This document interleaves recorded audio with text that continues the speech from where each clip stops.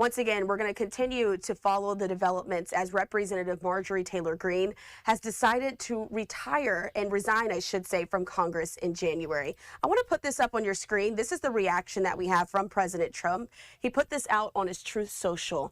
It says, Marjorie Trader Brown, because of plummeting poll numbers and not wanting to face a primary challenger with a strong Trump endorsement, where she would have had no chance of winning, has decided to call it quits.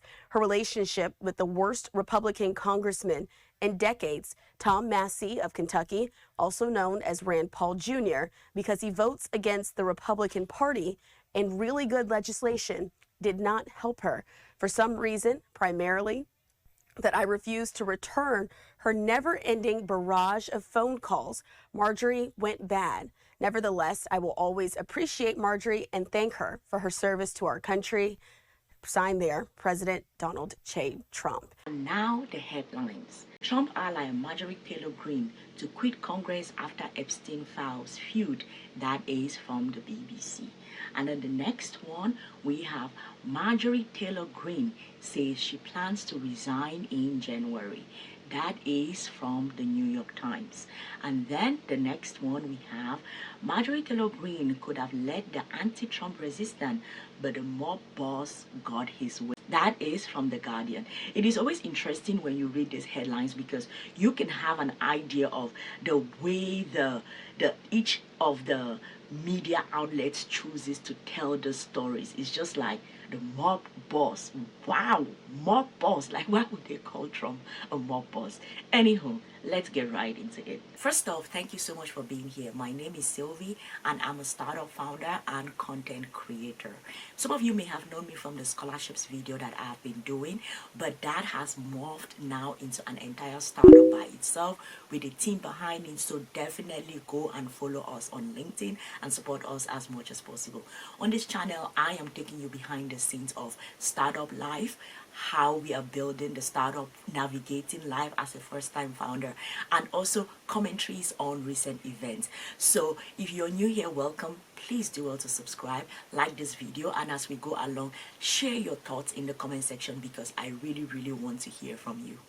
Grand opening, grand closing. This is how I am describing this relationship between whatever it is that was going on between MTG and Trump. And there are so many lessons that we all can learn as a population. You all know I am always for, okay, this is a big story. Sounds interesting. Oh my goodness, let us dig into it. But at the same time, so let's take a step back. Like, what can we learn from this? Number one, when people show you who they are, believe them.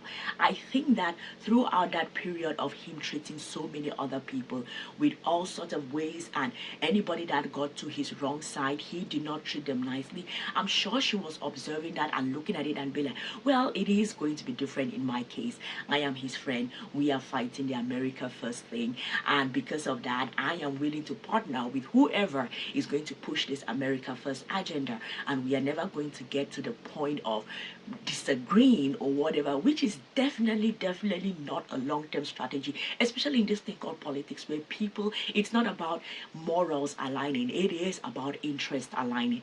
I don't know about everyone, but to some extent I respect her for sort of starting out with the America First thing, sticking to it, fighting for it, pushing Trump for it, because so many people who practically, like politicians, this is what I think being a politician is the highest selling your soul job that you can ever do on the planet.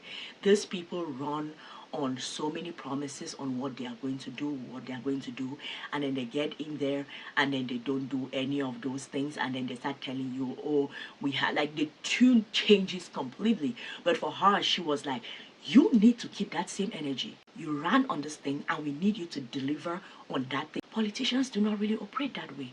They can come in as, oh yeah, we are going to do this, we are going to do that, when they are campaigning. But when it's now time to get it done, they do not do everything. And she has done a good job of holding his feet to the fire. Like, you ran on this, deliver that thing. It is so important to watch how someone moves, because if you're with someone who treats a disagreement as a betrayal, then you should not be anywhere around the people. Like in real life, right? You go around with your friends, you disagree with them, there are so many things that maybe you're just like, okay, we are going to agree to disagree because this is how I see things, and your friend may say this is how I see things. But it doesn't mean that your friend now becomes an enemy, becomes a traitor, just because you all have a disagreement. And the crazy part in this, it's not like they were having a disagreement. It was more of, you promised to do this, now we want you to do this because you promised to do this. But at the same time, now he is looking at it as a betrayal. And I actually like that she said she was going to resign. To me, going back to, I admire that, because it is like, than for me to sell my soul, or rather get out of here, than for me to be this person who is two-faced, like I said I was going to do this, and now I am changing tune just because I want something for my own benefit. I would rather get out of there. I think we need more politicians to resign. So in friendships, when you are, if you have a friend and that friend is treating a disagreement as some kind of a disloyalty, do not be friends with that person. If you are with someone who will give you some versions of short-term wins, but long-term, all of those decisions that you're taking are not going to be good for you, then you are eventually going to lose the war, because this is really what happened in this case. Yes, he was able to support her. Yes, she was able to win her Congress, like she was able to win her seat in Congress and be there. But in terms of the general political career of whatever, immediately she said how she felt about things. He's like, oh, I am taking off my endorsement for you to be able to run for whatever Senate. We don't know if that was true, like she had Senate ambitions or whatever. But I'm taking it back to that idea of friendship. Like, if you are working with someone and that person is always ready to sort of, I'm dangling a carrot on your head, and if you do not toe the line, I'm going to take that carrot away from you. What that is doing is, yes, you may be winning short, you may have short-term wins, but guess what?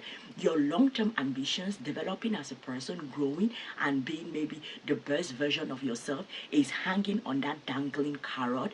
You do not have a long-term strategy. You are going to lose the war.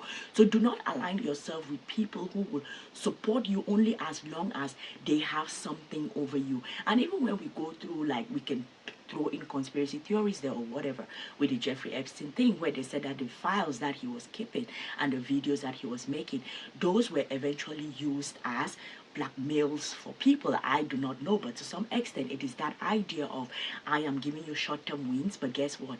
The day that you change your tune and you're not answering exactly how I want you to answer, I am going to pull that thing away, and then I am going to feed you to the dogs. So those short-term wins, if you're aligning yourself with someone who will give you short-term wins but is dangling something on, yeah, if you toe the line, I'll keep giving you. But if you do not toe the line, I am out of here.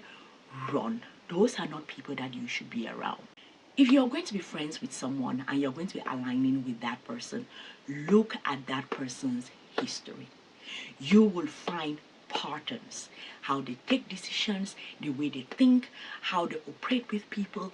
Look through their history and their patterns. Let those patterns give you information on if you should be aligning with those people or not.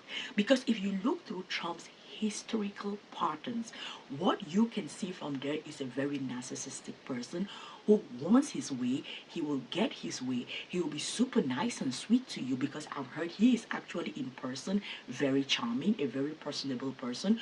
We all watched a video of him and Mamdani, and you were like, oh my goodness, is this the same person who was tweeting about communist Kwame, made sure he put his name in, the Kwame name in parentheses, which for whatever reason, is that same person? And then now is here talking to him, defending him, talking about how, oh, I met a very reasonable person. And you're like, really?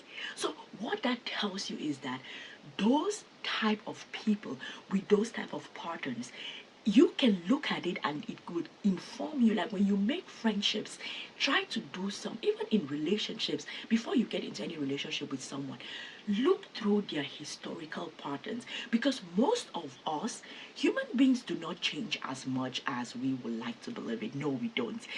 Most of us, we will resort to default mode when we act or do things. We will resort to those things that we know and how we have always been acting, and that is what guides how we keep moving forward in our life. So if you can look at someone's past, look at their patterns, it will give you a pretty decent idea on how they are going to act moving forward. And when you see a sketchy past, run.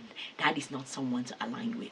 If your principles only show up when it is convenient for you, all of you are not good people. That is the reason why I think politics is a game of selling your soul. Because you have these people who sort of you will think that have particular principles, things that they live by, and they believe in their hearts that this is how the world should be and this is where the world should go. But at the same time, when they get into office and they become this powerful people, they change their tune on how things should work. Trump practically ran on, we are going to release the Epstein files. We are going to release the Epstein files. There is a deep state. They are hiding things. Kash Patel and the others, the Epstein files. Don Bongino, the Epstein files. And then those people get in there, they're like, Epstein who? We do not know no Epstein. You're like, damn. Like, I don't know how people did not get really, really pissed off. Y'all really think we are stupid when you're running for president, or you're running for, or you want to get a position in some kind of an administration, you throw these things at us, and then when you get into the position and all of us are like, yay, we got our people in, they are going to give us what we asked for, and then they're like, we do not remember exactly what we said. Those are people you should run away from. When people's values do not show up at every single time in whatever it is that they do, run from those people. Those are not good people. And that is why I still go back to the fact that I respect Marjorie Taylor Greene. Of course, she has an extremely crazy past and whatever. But the fact that she was able to hold Trump's foot to the fire, like, you ran on the Epstein files, where are they? You promised you were going to reduce prices. Where are they? The fact that many people actually had this conversation about the relationship between the black community and Obama. And people said that, the black community got really, really comfortable after they had voted Obama in, because it was like, yeah, we voted in our first black president, and that is it. They did not hold his foot to the fire for him to deliver on the promises that he made.